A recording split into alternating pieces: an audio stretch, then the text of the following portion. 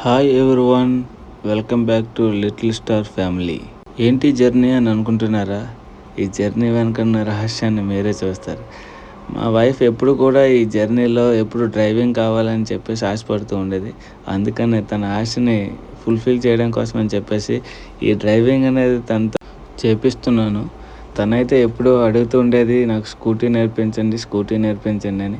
కానీ స్కూటీ కంటే ముందు నువ్వు ఎమర్జెన్సీగా ఉండాలని అంటే మన ఇంట్లో ఉండే వెహికల్ అవైలబిలిటీలో ఉండేది మోటార్ సైకిల్ కాబట్టి నువ్వు మోటార్ సైకిల్ డ్రైవ్ చేయాలని చెప్పేసి తనకైతే మాత్రం ఇన్స్ట్రక్షన్స్ ఏ విధంగా అయితే చెప్పానో అదే విధంగా తను చక్కగా నీట్గా డ్రైవింగ్ అయితే చేసింది.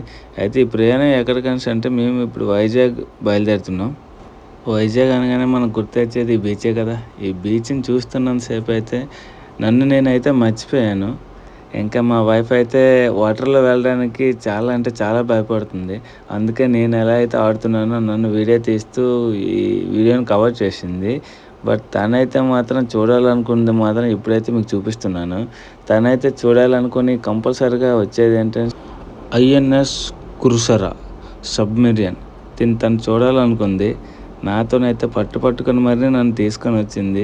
నేను కూడా అలానే సబ్మెరీన్ చూపిస్తానని చెప్పాను. యాక్చువల్లీ డిఫెన్స్ పర్సన్కి ఇంతకుముందు డిపెండెన్సీకి కూడా ఈ సబ్మెరీన్లో అలౌ ఉండేది. బట్ ఇప్పుడు రూల్స్ అనేవి చేంజ్ అయిపోయి ఇలా డిపెండెంట్ పర్సన్కి లేదు, మీరు వెళ్ళి టికెట్ తీసుకొని రావాలని చెప్పేసి అన్నారు. సో అందుకని చెప్పేసి నేను అంతవరకు టికెట్ తీసుకొని రావడానికి వెళ్ళాను. అంతట్లోపు మా వైఫ్ మొత్తం టోటల్ చుట్టుపక్కల సబ్మెరియన్ని, ఆ యొక్క వ్యూ పాయింట్స్ని, బీచ్ని ఏ విధంగా ఉన్నాయో ఏంటో అని చెప్పేసి తను చక్కగా వీడియో అయితే తీసింది. నేను ఇంతట్లోపు టికెట్ తీసుకొని వచ్చేసాను.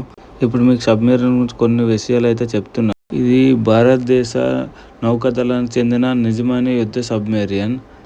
ఇది భారతదేశంలో 1969 సంవత్సరంలో భారత్ నౌకాదళంలో ఇది రష్యాలో మ్యానుఫ్యాక్చరింగ్ అయ్యింది. 1971లో ఇండో పాక్ యుద్ధంలో పాల్గొంది. సుమారుగా 31 సంవత్సరాలు సేవలు అందించింది. 2001లో రిటైర్ చేశారు. తర్వాత దీన్ని మ్యూజియంగా మార్చిన తర్వాత ఇది ప్రజెంట్ అయితే విశాఖపట్నం ఆర్కే బీచ్ వద్ద ఉంది. ఇది భారతదేశంలో ప్రజలకు అందుబాటులో ఉండాలని సబ్మెరీన్ మ్యూజియంగా మార్చారు. అయితే ఈ సబ్మెరీన్లో టోటల్ 7 కంపార్ట్మెంట్స్ ఉంటాయి. కంపార్ట్మెంట్ అనేది ఒకటి కంపార్ట్మెంట్ టార్పెడో సెక్షన్, నావిగేషన్ పరికరాలు ఉండే సెక్షన్, చిన్న పడక గదులతో living section, engineering room, captain room అంటూ ఇలా 7 కంపార్ట్మెంట్స్ అయితే ఉన్నాయి.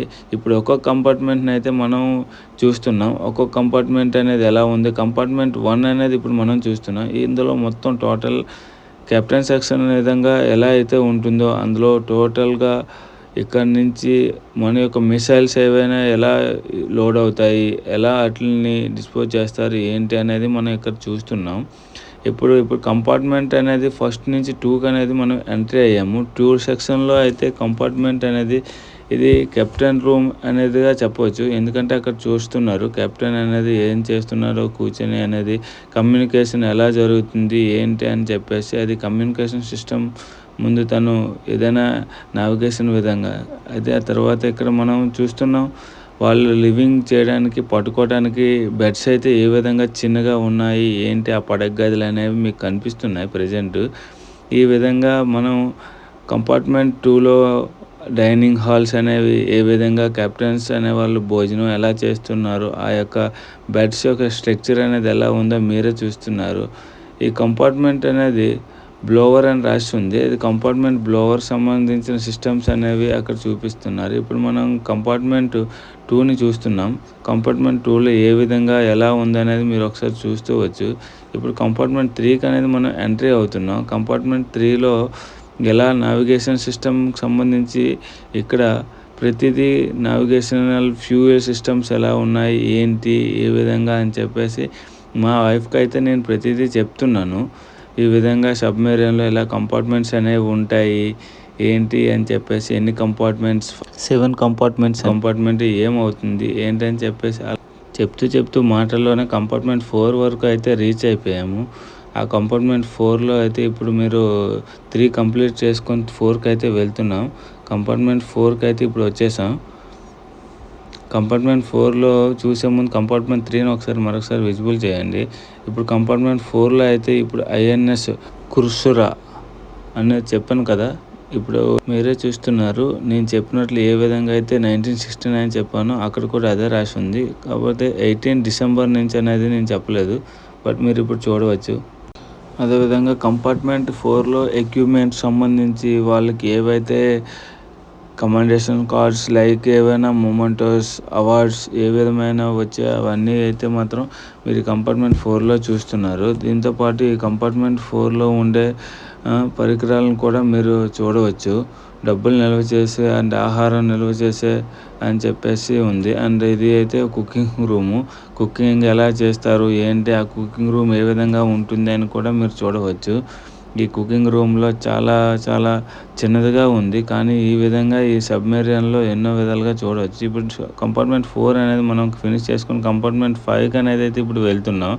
ఇక్కడ టోటల్ చూస్తున్నారు కదా, నావిగేషన్ సిస్టమ్ అనేది ఎలాగా ఎక్కడి నుంచి ఏంటి ఏ విధంగా ఏ ఒక దిశలో వెళ్తుంది ఏంటి అనేది మీకు క్లియర్గా ఇక్కడ అంతా తెలుస్తుంది.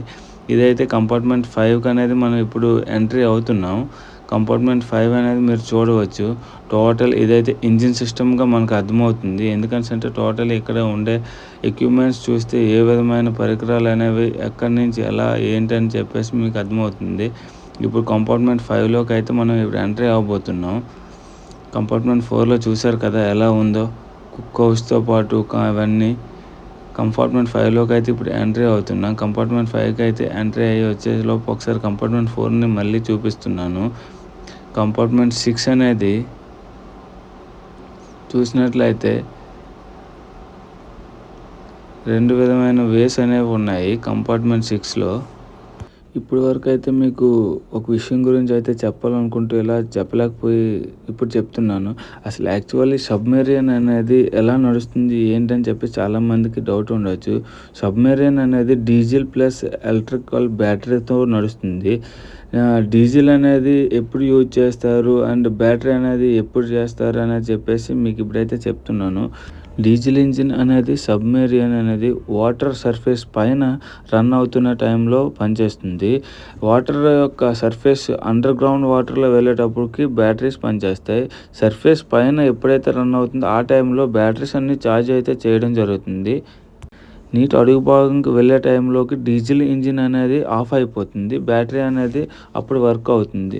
ఈ విధంగా 7 కంపార్ట్మెంట్స్లో నేనైతే మాత్రం విజిట్ చేశాను. 7 కంపార్ట్మెంట్స్ విజిట్ చేసిన తర్వాత వాటిని అయితే చూసినంతసేపు నాకైతే ఒక సబ్మెరీన్ లోపల ఎలా అయితే ట్రావెల్ చేస్తానో అదే ఫీల్ కలిగింది.